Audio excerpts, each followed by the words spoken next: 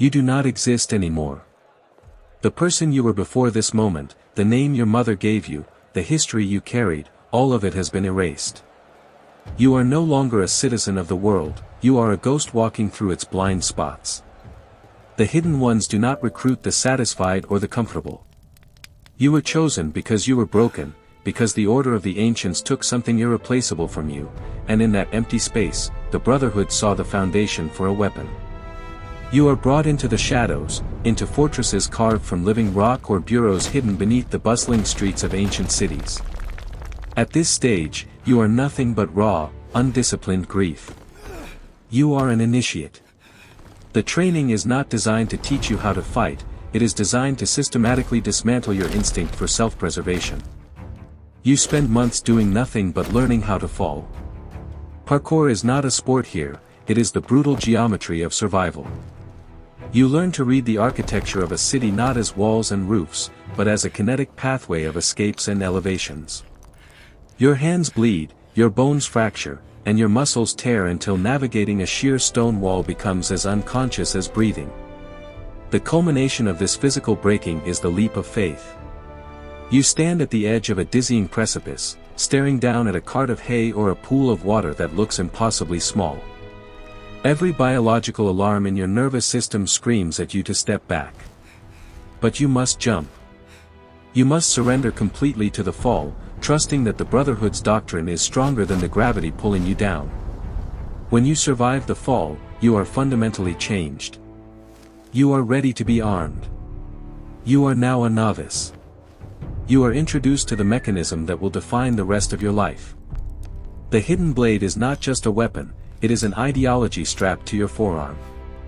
It requires sacrifice. In the early centuries of the Brotherhood, this sacrifice was literal. You place your hand on the wooden block, and a hot chisel severs your ring finger. The pain is blinding, but it is necessary. It ensures the blade can extend seamlessly from your wrist without obstruction, and it permanently marks you to your brothers and sisters. Even in later eras, when the mechanism is modified to spare the finger, the branding of the flesh remains. The blade becomes a phantom limb, an extension of your own nervous system. You practice the flick of the wrist thousands of times until the lethal metallic snap becomes a reflex. And then, you are given your first name. Your first target. You track them for days, memorizing their routes, their guards, their moments of vulnerability. The first kill is never glorious. It is terrifyingly intimate. You step close, you smell their sweat, you feel the heat of their body, and the blade slides into their vital organs with a sickening lack of resistance. They collapse into your arms, and for the first time, you feel the absolute, crushing weight of taking a human life. You are not a soldier killing from a distance. You are an assassin, and you must look your victims in the eye as the light leaves them. As the years pass, the trembling stops. The trauma of the kill is replaced by cold, mechanical efficiency. You have become a full assassin. Your battlefield is not a muddy trench, it is the crowded marketplace, the grand cathedral, the opulent palace. You master the art of social stealth. You realize that true invisibility is not about hiding in the dark, it is about being entirely unremarkable in the light. You learn the psychology of the crowd. You dress as a scholar, a monk, a beggar. You mimic the heavy walk of a tired merchant or the erratic staggering of a drunkard. You learn that guards do not look at faces, they look at silhouettes and behaviors. If you act like you belong, the human brain simply edits you out of its perception. You become the blade in the crowd. You strike in broad daylight, a swift motion in the chaos of the bazaar, and by the time the target hits the ground and the guards draw their swords, you are already gone, melting back into the sea of panicked citizens. You are a rumor, a shadow that kills and dissipates. But every time you strike, you are bound by the three unbreakable iron tenets of the creed. Stay your blade from the flesh of the innocent. Hide in plain sight. Never compromise the Brotherhood. If you fail in any of these, the very blade you wield will be turned against you by your own mentors. There is a strange, philosophical phenomenon that happens when you drive the hidden blade into the neck of a high-ranking target. Time seems to stretch. The noise of the world fades into a quiet, white void. In this agonizing transition between life and death, your victim speaks to you. You expect them to beg, or to curse you, but instead, they explain themselves. They tell you why they burned the village, why they hoarded the grain, why they enslaved the weak. And the most terrifying realization you will face as an assassin is that these monsters genuinely believe they are saving the world. The Order of the Ancients, the Templars, they do not desire chaos. They desire absolute control, peace through total subjugation. They look at you, bleeding out on the cobblestones, and they call you a fool.